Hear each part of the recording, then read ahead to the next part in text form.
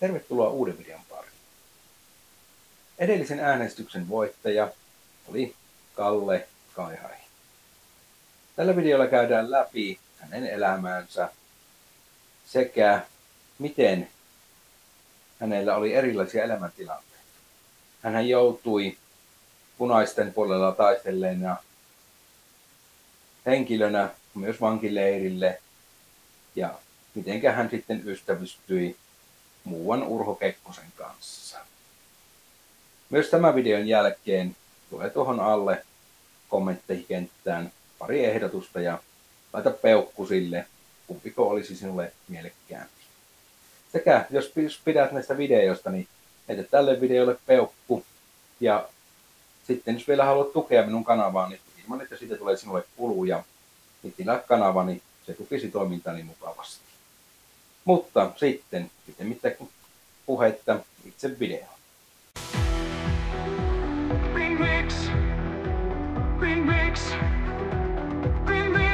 Kun historia kiinnostaa. Filmix.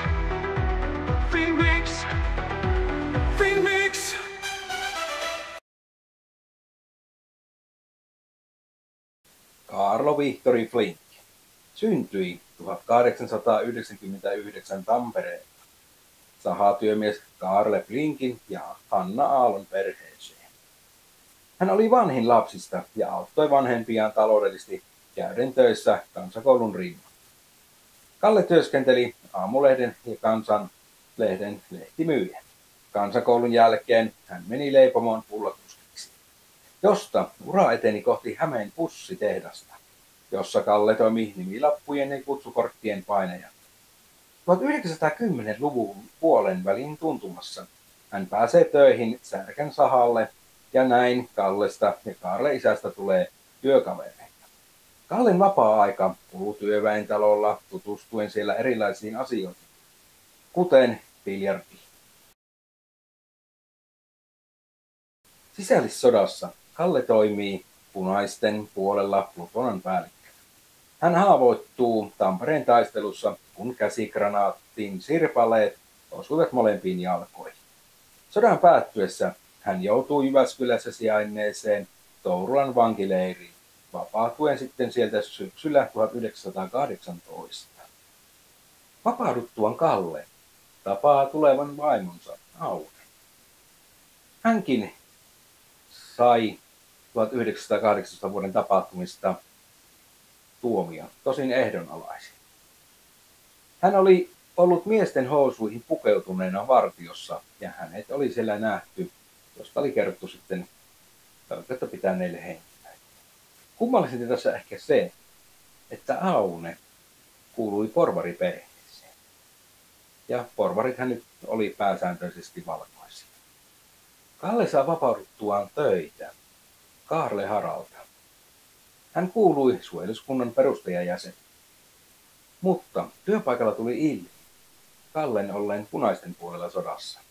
Ja näinpä kengän kuva tulee takamukseen ja 3 kuukauden palkkakin jää saamatta, kun Kalle potkitaan töistä pois. Kesäisin Kalle purkaa Tampereella proovia. Ja talvisin sitten elanto tuleekin jo biljardista. Kallehan oli biljardissa erinomaisen hyvä. On kerrottu jopa hänen olleen Tampereen parhaassa. Näinpä hänen illan tienesti saattoi olla jopa 50 000 markkaa. Palkintoja oli erilaisia, mitä Kalle sai biljarditaidoillaan. Esimerkiksi apteekkarit kirjoittelivat hänelle piirtureseptejä, jotka sitten Kalle möi eteenpäin ja sai rahaa näin biljardia pelaamalla sukan varten. Kalle pärjää myös monessa muussa lajissa hyvin, vaikka hän aloittaakin urheilun vasta parikymppisenä. Vuonna 2022 edessä on ensimmäiset suuremmat kisat, ja Kalle sijoittui 800 metrillä kolmanneksi Tullin alaisissa kilpailuissa. TUL tarkoittaa Suomen työväen urheiluliittoa. Vuonna 2024 hän siirtyi juoksumoniottelulajeista seiväshypyn pariin. Hän saa 2 Tullin mestaruutta ennätyksellään. Vuonna 2029 Latvia Ottelussa menee sitten korkeus 371 yli. Vuonna 2024 yleisurheilun SM-kisoissa Lahdessa tuleva presidenttimme Urho Kekkonen ja Kalle tapaavat ensi kerran. Heistä tulee elinikäiset ystävykset. Tälle ystävyydelle oli outoa tai ainakin erikoista se, että Kallehan oli punaisten puolella ja sai tuomion valtionpetoksesta, kun taas Kekkonen oli valkoisten puolella teloituskomppaniassaan. Tarina kertoo herrojen tavanneenkin vähän eriskummallisissa merkeissä. Koska molempien joukkueet, ne kuuluvat siis eri joukkueisiin tai urheiluseuroihin, oli varattu samassa hotellista huoneita. Mutta Kallen porukka sitten tuli ja Kalle myöhässä hotelliin ja Kalle sitten meni koputtelemaan oveen, koska meidän huoneensa oli annettu jo tälle Kekkosen porukalle. Ja tämä huone, mihin hän koputti, sieltä tuli semmoinen pitkähoikka mies avaamaan oveen. Ja hän esittäytyi sitten Urho Kekkoseksi. Ja täältä Kalle sai sitten makuupaikan, jossa sitten nukkua. Tästä on 2 erilaista tarinaa. On kerrottu Kallen saaneen ihan sängyn ja osa tarinoista kertoo, että Kalle nukkui lattialla. Mutta joka tapauksessa tämä oli herrojen ensikohtaaminen. Kalle tutustuu 20-luvulla. Paitatehtailija Emil Eloon ja solmiotehtailija Karl Eppiin. Herrojen ehdotuksesta hän perustaa vuonna 1926 Tampereelle paitoihin ja solmioihin erikoistuneen myyntiliikkeen. Hän menee pyytämään yritystoimintansa varten pankista lainaa. Pankin johtaja on tylynä ja kertoo, ettei lainaa myönnetä punakarkkilaisille tai kommunisteille. Kalle käyttää säästöjä, joita oli kertynyt muun muassa aikaisemmin mainitusta biljardista. Ja hän saa vielä myytävät paidat sekä solmiot luotolla, Elolta sekä Eppiltä. Vuonna 1929 Kaihari perustaa Vilhoniemen kanssa äänilevyjä ja soittimia myyneen gramofoniliike K. Flink et Company. Hän aloittaa seuransa Tampereen yrityksen johtokunnassa ja toimii siellä vuodesta 1925 vuoteen 1931 asti. Hän toimii myös seuransa puheenjohtajana vuodesta 1927 vuoteen 1928 asti. Vuonna 1930 Kalle on Tullin jalkapallo- ja urheilujoukkueen Saksan matkalla. Hän toimii yleisurheilujoukkueen johtajana sekä voittaa kaikkiaan 5 seiväskilpailua. Ja kummallisinta tässä oli se, että joka kisassa hänen voittotuloksensa oli 360. Murhusschlagin työväen olympialaisten talvikisoihin aletaan nyt valmentamaan joukkuetta. Kalle innostuu luistelusta ja hän kuuluu Tullin parhaimmistoon. Valintakilpailussa hän luistelee 4 eri matkalla, mutta häntä ei valita joukkueeseen. Loukattu Kalle matkustaa omalla rahalla kisoihin ja ottaa olympiapronssit 3 lyhimmällä matkalla. Vuonna 1932 Kalle ostaa edullisesti konkurssiin menneen paitatehtaan ja sen varaston. Hän myös perustaa toisen liikkeen Tammelaan. 30-luvun lama puraisee myös Kallea. Niinpä hän jo 34 joutuu myymään tai lopettamaan Tammelan liikkeen. Mutta onneksi paidat ja solmiot menevät sentään hyvin kaupaksi, näinpä toinen liike pysyy pystyssä. Vuonna 1935 Karle Flink vaihtaa nimensä Kaarle Kaihariksi. Kaiharin nimi tulee hänen kesäpaikkansa mukaan, joka sijaitsee Näsijärven rannassa Ylöjärven Kaiharin niemessä. On myös kerrottu Kekkosen olleen nimenvaihdoksen edesauttaja. Vuonna 1937 Kaihari kuuluu Tampereen hiihtoseuran johtokuntaan. Hän on myös mukana Suomen ensimmäisissä pujottelu- ja syöksylaskukisoissa Sallassa vuonna 1937. Tuloksena tällöin oli 4. sija. Talvella 1939 hän voittaa Pallaksen Taivaskeron syöksylaskukilpailut, vaikka hänellä oli jo mittarissa 40 vuotta. Samaisena vuonna syttyy talvisota, joka keskeyttää Kaiharin urheiluharrastukset, ja liikeyritykset pyörivät nyt omalla painollaan. Kallen ollessa maanpuolustuksessa tehtävissä. Talvisodassa hän toimii Tampereen väestönsuojelukeskuksessa. Kaihari toimii useita vuosia Kansanavun Tampereen johtajana. Ja tässä on merkittävän arvoinen suoritus se, että he keräsivät Tampereella Kaiharin johdolla enemmän rahaa kuin Helsingissä vastaava yhdistys oli saanut aikaiseksi. Myös vuonna 1941 Tampereen asevelikylää aletaan rakentamaan talkoohengessä, koska kyseessähän oli nyt välirauha, niin oli hyvä aloittaa tällainen jälleen rakentaminen sitten sieltä. Kaihari lahjoitti ensimmäisen talon ja teki itse yli 2500 talkootuntia sekä sitten vielä johti keräystä, jonka avulla asevelille ja heidän perheelleen nousi kaikkiaan 23 omakotitaloa. Tähän osallistui 100-150 talkoolaismiestä. Jatkosota alkaa ja Kaihari lähtee vapaaehtoisena rintamajoukkoihin, vaikka mittarissa on jo 42 vuotta.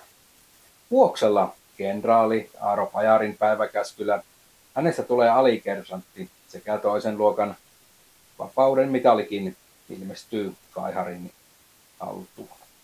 Asevelikylä valmistuu syyskuussa 1943 ja itse presidentti Risto Ryti tulee vihkimään sen käyttöön. Sotien jälkeen perustetun sotainvalidien kannatusyhdistyksen johtokuntaan Kaihari kuuluu alusta alkaen. Kaiharin sodat on sodittu ja hän palaa mukaan järjestötoimintaan. Hän harrastaa keilausta seuraavat 10 vuotta. Vuoden 1946 Oslon yleisurheilun EM-kisoissa sekä vuoden 1948 Lontoon kesäolympiakisoissa hän kuuluu Suomen joukkueen johtoon. Kalle on mukana monissa kunnallisten rakennushankkeiden rakennustoimikunnissa, kuten esimerkiksi Tampereen urheilutalosäätiössä, Saunasäätiössä sekä Ratinan stadionhankkeessa. Tullin joukkueen johtajana hän toimii useilla kilpailumatkoilla Itävallassa, Latviassa sekä Saksassa. Tampereen Pyrinen puheenjohtajana Kaihari toimii vuodesta 1945 vuoteen 1953 asti. Tänä aikana Pyrintö voittaa Kalevan maljan 6 kertaa.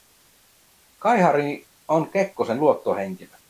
Kaverukset miettivät muun muassa vuonna 1948, keitä Suomi lähettää allekirjoittamaan Neuvostoliiton kanssa YYA-sopimusta. Samaisena vuonna Kaihari saa kauppaneuvoksen arvoinen. Vuonna 1950 Kekkosesta tulee porvarivoittoisen vähemmistöhallituksen pääministeri. Tämä on demareille kova paikka ja tässä on Kaiharille työmaata, kun hänen tarvitsee kääntää demareiden tuki hallitukselle. Kekkosta vastaan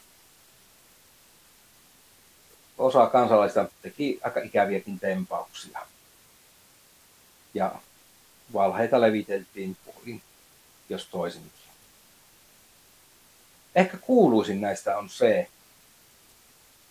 kun tarina kertoo Kaiharin löytäneen Kekkosen ja hänen vaimonsa intiimeistä tunnelmista. Tällöin Kaihari olisi menettänyt hermonsa ja puukottanut Kekkosta, jonka jälkeen sitten kuitenkin toimittanut hänet sairaalaan. Tämä on nyt todettu perättömäksi moneltakin taholta. Ja todellisuudetta tällä tarinalla on, mutta sana puukko voidaan unohtaa sekä sitten nämä lemenhet. Eli kaverukset olisivat olleet mökillä ja Kekkonen olisi saanut kivuliaan sappikohtauksen ja Kaihari olisi hänet sen vuoksi toimittanut hoitoon. On se oikea tarina, mikä tuli lähteestä esiin. Helsingin olympiakisoissa Kaihari on toimitsijana. Kaihari kuuluu Suomen valtakunnan urheiluliiton liittovaltuustoon ja on myös talousvaliokunnan puheenjohtaja sekä SULLin eli Suomen urheiluliiton johtokunnan jäsenyyskin hänellä on. Lisäksi hän on järjestön liittovaltuuston sekä talousvaliokunnan puheenjohtaja. Vuoden 1956 presidentinvaaleissa Kekkonen voitti minimaalisella erolla ja on kerrottu Kaiharin hoitaneen ääniä demarileiristä Kekkoselle, jotta tarvittava ero syntyi. Kaihari itse on kertonut yhden merkittävän äänen antajaksi demarien ministeri Penna Tervo. Tervo ei koskaan kertonut asiasta tarkemmin, ja hän kuoli liikenneonnettomuudessa 1,5 viikkoa vaalien jälkeen. On myös kerrottu Kekkosen pitäneen Kaiharia isoveljenään. Olihan hän vuotta vanhempi. Ja on myös kerrottu Kekkosen kutsuneen leikkisesti Kaiharia varapresidentiksi. 70-luvulla Kaiharista tulee leski. Ja samaisella vuosikymmenellä hän löytää uuden puolison Anne Nummen, kenen kanssa hän sitten avioituu vuonna 1981. Vuonna 1979 perustetaan kauppaneuvos Kalle Kaiharin säätiö ja vuonna 1984 Kalle Kaiharin kulttuurisäätiö, joka tukee ja kannustaa taiteiden, tiedeiden ja muun henkisen kulttuurin harrastamista. 80 vuonna Kaiharista tuli taloustieteiden kunniatohtori. Tähän vaikutti se, kun Tampereelle piti saada yliopisto, ja kaupunginjohtaja Erkki Lindfors käyttää Kaiharia kaupungin epävirallisena lähettiläänä Kekkosen suuntaan. Kalle menehtyi Tampereella 9. heinäkuuta 1989. Hänet on haudattu Kalevankankaan hautausmaalle. Kauppaneuvos Kalle Kaiharin tukisäätiö syntyy 2007, kun tehdään niin sanottu kombinaatiosulautuminen. Siinä yhdistettiin vuonna 1971 perustettu Tampere 60 tukisäätiö sekä kauppaneuvos Kalle Kaiharin säätiö. Tässä tämänkertainen video. Mikäli pidit videosta, niin lyöthän sille sen yläpeukun ja muista myös äänestää noista parista aiheesta kommenttikentästä, mistä seuraava video. Kiitoksia kun katsoit videon ja nähdään tuossa seuraavan videon parissa. Ja loppuun tunnetusti vähän tekstiä ja numeroita Kalle Kaiharin elämässä. Minun puolesta se on moro. Remix, kun historia kiinnostaa.